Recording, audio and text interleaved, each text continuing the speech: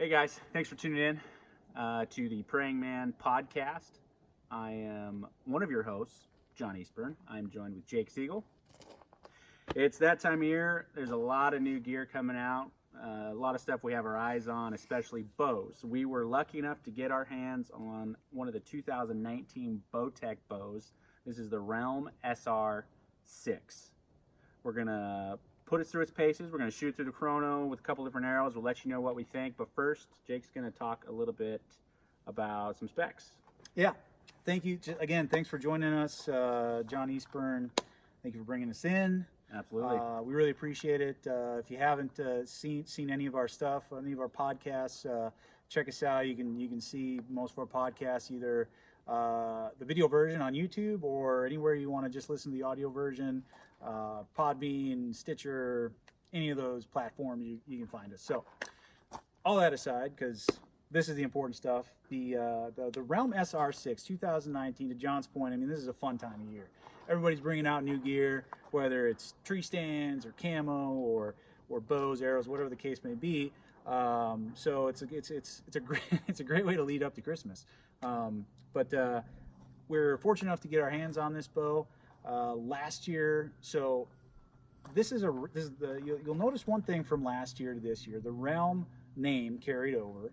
Last year, 2018, Bowtech introduced the REALM and the REALM X. Those are great bows, huge hits for them, obviously, because they kept the name and they just kind of added to the line.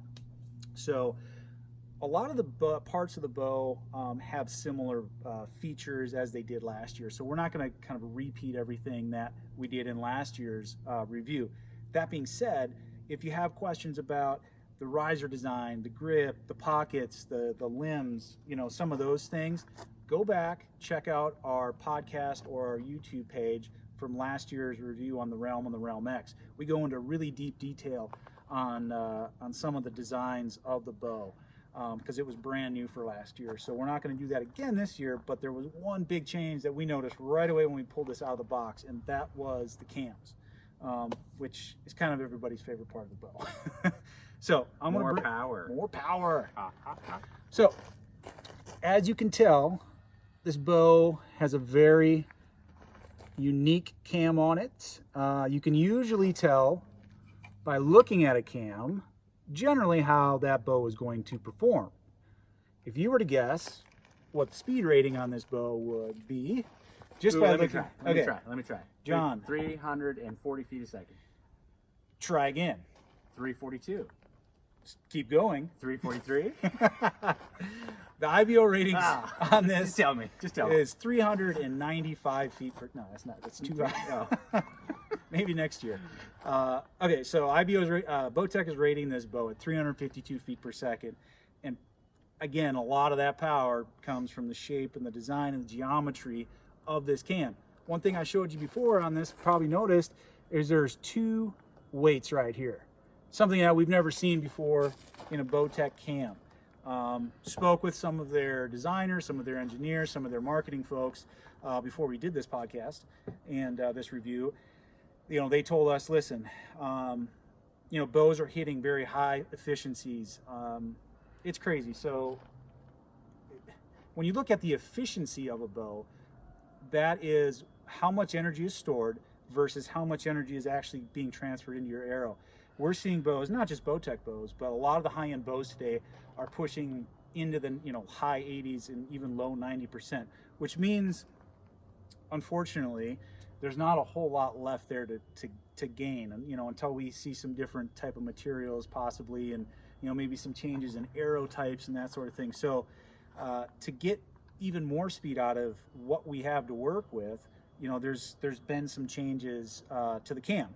They added weights to a specific size and a specific position of the cam, and what that does is it allows this bow to be at its peak performance at the specs that it has. So we're at 32 inches axle to axle, which is boom, here to here, 32 inches axle to axle, 6-inch brace height, which for a 352 foot per second bow, 6 inches is pretty generous. Weight? 4.2. 4.2 pounds. It's an aluminum bow, 4.2 pounds. Draw lengths you're going to get from 26 to 30 inches on the SR6. So the cam is powered by the power shift module that is in here, and this is something that we saw last year, actually a couple years ago. Bowtech came out with power shift technology, which allows the shooter to actually choose the draw cycle that he or she prefers. So think back to a few years ago when you're shooting your bow, maybe you had a shoulder injury or something, you go to pull back your bow and like, oh man, I can't do it. Your only option to change the way the bow feels is to turn the bow up or down in poundage, which most people don't like to do if they don't have to. They'd like to keep the bow at the highest poundage possible. What Bowtech has done with the power shift technology in the cam is allow you to keep the poundage the same, but actually change your draw cycle. So it basically changes as you're drawing the bow how much time you're actually holding that peak weight. So if you want a really fast bow, you can change it to the performance setting, which is going to give you a very steady draw cycle where you're holding peak weight for a long time. If you want a little bit more comfort, switch it to the comfort setting. So this bow is well equipped with that technology. You also have the overdrive binary cam system. This was introduced back in 2010, I believe, with the Destroyer. Sounds right. Yeah, something like that. And what that does is allows you to have the binary system that harnesses cam to cam, so you don't have any timing issues, but it also allows you to have a yoke on top and a yoke on the bottom. And by far one of probably the most overlooked portions of that technology is the fact that you can actually tune your string to your arrow. So rather than moving your rest left and right to get your arrow to travel true, you can actually move your cams left and right to make sure that your arrow doesn't have any kick left or right. So finally, no more cranking your rest way inside or way outside just to get that bow to shoot correctly. Do it in the cams where it should be done. So again, huge change in the cams. We're going to shoot the bow. To John's point, let you guys know how it feels on the draw cycle, on the shot, the sound it's making, the vibration, the back wall, all the things that you really can't put on pen and paper and read. You got to kind of actually feel it. So we're going to do that for you in here in a couple moments and let you know what we think. Sounds good. Yeah, and Jake may have already mentioned this, but being that this is the early part of the year, we were fortunate enough to get our hands on a bow. This bow we're going to test it at 60 pounds. It's a 60-pound bow. Came in a little light, probably 59 and a half. It's at 30 inches. It'll be in the performance setting. And then also we'd like to thank our friends at Ripcord for hooking us up with a rest to put on this. This is an ace. And then we'd also like to thank some people that want to be our friends at Black Gold. They sent us a rush, so that's on there. So other than that, no other dampening, no stabilizer. And we're going to put it through the ringer, and we'll let you guys know what we think about it. All right, here we go. Thanks, guys.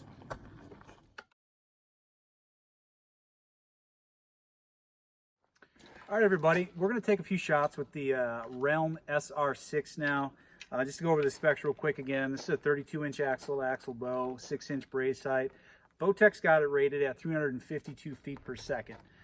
That is at the performance setting at 30 inches of draw length and 70 pounds. We were not able to get a 70-pound bow. We got a 60-pound bow. This bow, we actually weighed came in just a little under 60. These were some of the first runs that they had done, so we were happy to get one. Came in at about 58.5 pounds, 59 pounds. The arrow we got grained out at 352 grains. So we're a little heavy on grains. We're a little light on poundage, but we got 30 inches of draw length, and we're going to shoot it, see what it does through the chrono. Also going to let you know, specs aside, those are great, but we're going to try to let you know how it feels on the draw cycle, the let off, the valley, the back wall, all that stuff that's important to you guys as a shooter, especially a bow hunter. All right, here we go.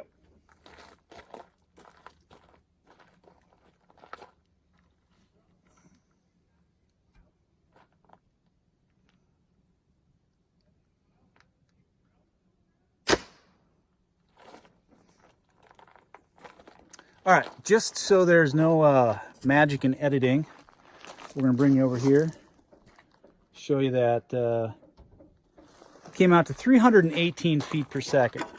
All right, cameraman. Okay, so at 318 feet per second, again, this is a 60-pound bow. Again, weighed in about 58.5 pounds. We're heavy on on grains too. So to just to specify, what is IBO rating? IBO rating, when you see any manufacturer, that's rated at 70 pounds and 350 grains. So I don't have an exact 300 grain arrow, so we're over a little bit. So you lose some speed when you go over on grains to the tune of about 1.5 feet per second for every 5 grains over. So all things considered, the grains, we do have a loop and a peep in here as well. This bow comes in with that math at about 347 feet per second, which is pretty close. Obviously, there's always a few other variables to consider with the chronograph that you're using and all that. So pretty close.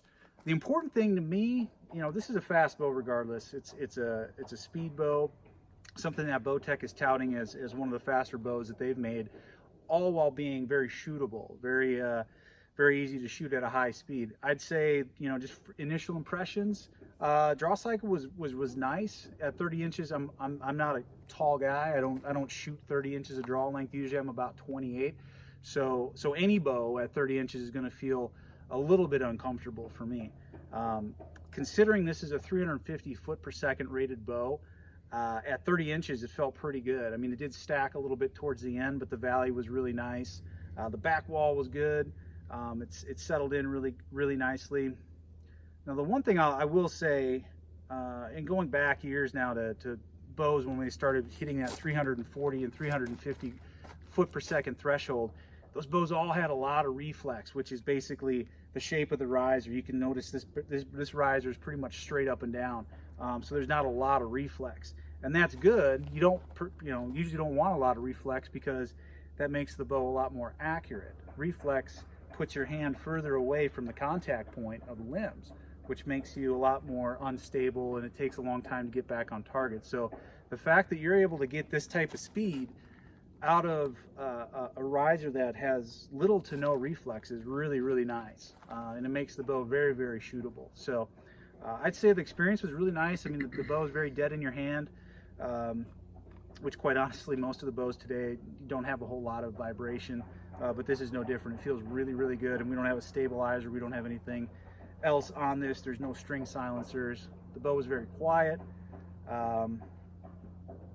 I'd say they got a winner on their hands. It's a very comfortable bow to shoot at the speed that it is shooting. So I'm going to turn it over to John and let him fire an arrow through it and let you guys know what he thinks. I'll get your arrow, Jake. Don't worry about it. Thank you. All right, guys, REALM SR6.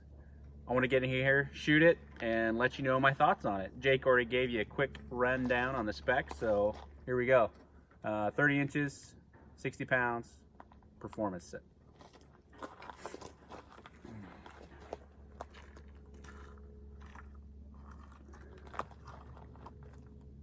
I'm quite a bit stronger than Jake in the upper dorsami and tricep region, so if you notice, it wasn't nearly the shaking or the grimacing.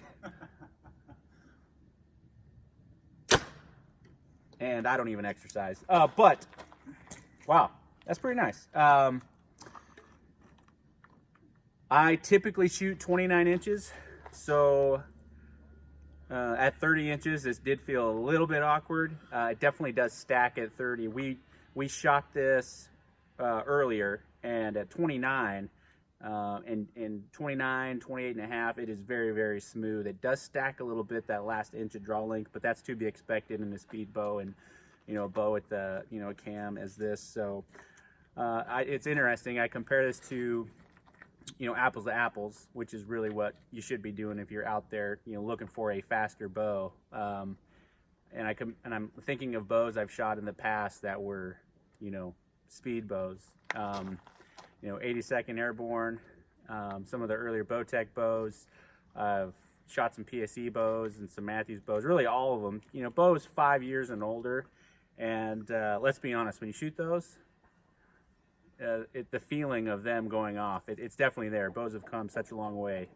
This has very little hand shock. There's not a stabilizer on it. So hats off to them. And yeah, no, it's a really nice shooting machine.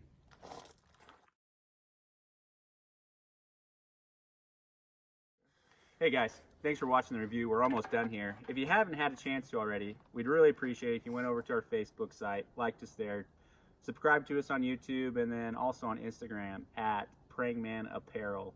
You can please go over to our website, check out all the cool gear we have. It's www.prayingman.com.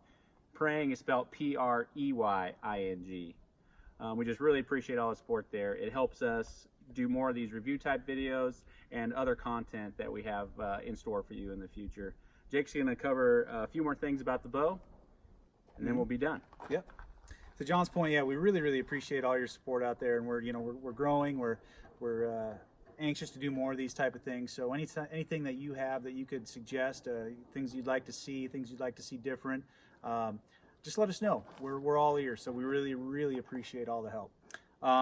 So a couple things we have not quite touched on as far as the bow is concerned. We kind of went over the specs, we went over how the bow shoots, but appearance, camo, how the bow looks nowadays is sometimes as important, if not more, than anything else. The grip options, all that stuff is really cool. That there's whatever you're into, there's something for you out there. And Bowtech, I have to say, we've had a lot of experience with Bowtech bows over the years. I will say the one thing that they have really stepped their game up in the last couple of years has been the appearance of the bows. There definitely was some times where there was a stark difference between the bows on the shelf, but they've done a really good job with the way the bow looks. This year is no different. The SR6 and the SS look really good. The whole Realm series they're really nice looking. Decoration is spot on. So the bow's standard going to come in a new mossy oak called a Brown Country Roots pattern. That's a standard color on the SR6. It's also available in a few other options. There's a Cryptek pattern, also the new Subalpine by Optifade, Black Ops obviously, and then the Flat Dark Earth, which was a big hit last year, which is kind of a brownish gray color, which looks really sharp. So those are some options out there for you on the camo side of things. So whatever you're into, whatever camo pattern you're rocking, most likely there's going to be a bow that's going to fit you there. So and the other important thing is price. John, what is $11.99 MSRP? Yeah, $11.99. So that's where you're going to be on price. A lot of the high-end bows today, whether you're looking at manufacturer A, B, or C, are probably going to be north of $1,000 bucks. So, one thing I will mention is if you have not been able to shoot some of these newer bows over the last few years, do yourself a favor, go in and at least shoot them, because while $1,000 is a lot of money for sure for a bow, the performance that you're getting out of these things and the options and the different customizations that you can do compared to even just a few years ago is second to none. It's you do get a whole lot for your money.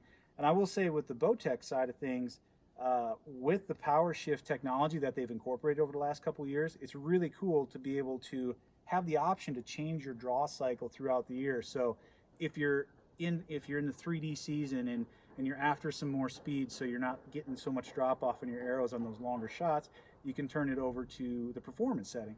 When it gets to the late season and it gets colder out there and you're in a tree stand and it's sub 20 degrees, you have the option to get to the comfort setting. So you in essence have two bows in one, which is pretty neat to do. So in years past and with some other bows out there, you generally have to turn the bows down in poundage to get to get a different draw cycle, which is not always what you want to do. So $11.99. Anything else?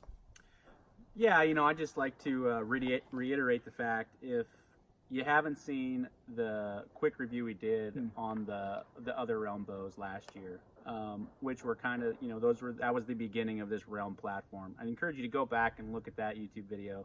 We really go into more depth there with some of the other technologies, that this platform brought to the table. A final thought for me would be, this is a broadening of Bowtech's arsenal on the Realm platform. You know, they're checking all the boxes. There's all different types of shooters out there, and this is kind of checking the boxes speed. Now that being said, even if you're not a speed guy, don't be scared of the stats that this thing's putting out, because like we've talked about, you know, on this you know, video and in videos of the past, you know, speedbows aren't what they used to be. So you know, it's a very nice shooting rig, and I definitely give it a try.